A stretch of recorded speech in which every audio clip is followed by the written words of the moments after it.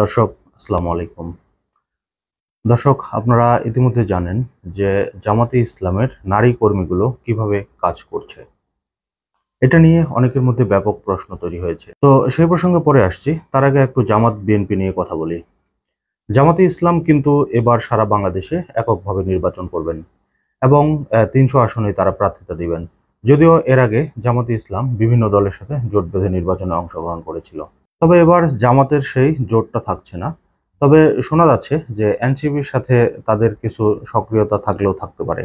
তবে এই ব্যাপারে এখন পর্যন্ত স্পষ্টভাবে কোনো বার্তা কেউ দেয়নি।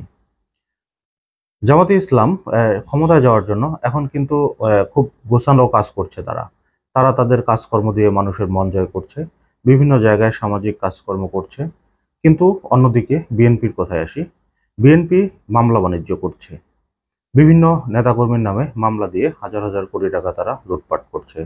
চাঁদাবাজি, টেম্পো স্ট্যান্ড, এগুলো তো তাদের নিত্য নতুন ঘটনা এখন। জামাত যেখানে প্রতিনিয়ত জনপ্রিয়তা বাড়াচ্ছে, সেখানে বিএনপিকে মানুষ প্রতিদিন ঘৃণার চোখে দেখছে তাদের এই রাজনৈতিক কার্যক্রমগুলোকে কেন্দ্র করে। এছাড়াও তাদের নেতাকর্মী যেমন ফজলুর রহমান, শামসুল হক দুদু, মির্জা আব্বাস যে ধরনের উদ্ভট উদ্ভট কথাবার্তা বলছেন, এতে কিন্তু মানুষ তাদের প্রতি মুখ ফিরিয়ে নিচ্ছে।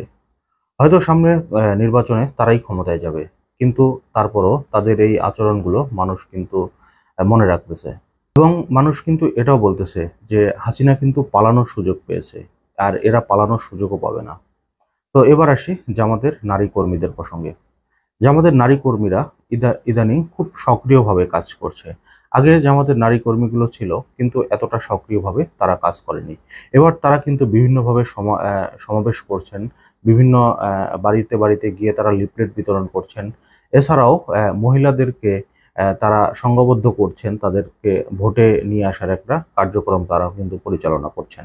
আপনারা জানেন বিগত সময়ে জামাত যখন কোনো দলের সাথে জোট বেঁধে নির্বাচনে গিয়েছিল, তখন কিন্তু তাদের কর্মীগুলো এতটা সিরিয়াস ভাবে কাজ করেনি।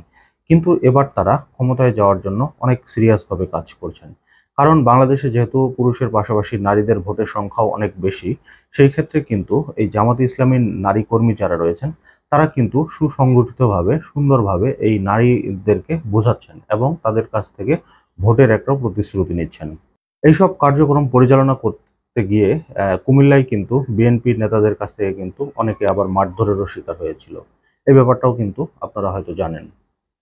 তবে জামাতে ইসলাম এবার ক্ষমতায় যাওয়ার জন্য পুরোপুরি প্রস্তুত।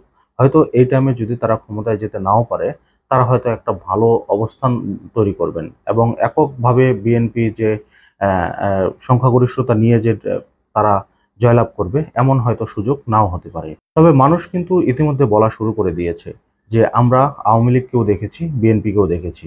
এবার আমরা চাই জামাতকে ভোট দিতে। তো জামাতে ইসলাম কিন্তু তাদের যে কার্যক্রম, সেই কার্যক্রমে কিন্তু ইতিমধ্যে বুঝিয়ে দিয়েছে যে তারা ক্ষমতায় গেলে হয়তো বিএনপি বা আওয়ামী লীগের মতো হবে না। আর এই জন্য মূলত তাদের পুরুষ কর্মীদের পাশাপাশি নারী কর্মীরাও ব্যাপকভাবে অ্যাক্টিভলি কাজ করে যাচ্ছেন। হয়তো সামনে তারা যেভাবে কাজ করছেন এবং যেভাবে গঠনমূলক কাজ করছেন, এরকম ধারা অব্যাহত থাকলে হয়তো সামনে তারা ক্ষমতায় গেলেও যেতে পারেন।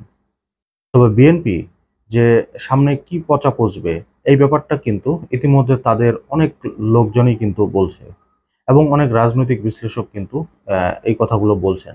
তারেক রহমান আসলে রাজনৈতিক কার্যক্রম যদি পরিবর্তন না করতে পারেন, তাহলে তাদের অবস্থা অনেক খারাপ হবে। তো দর্শক, আজকের মতো এই পর্যন্তই। আল্লাহ হাফেজ।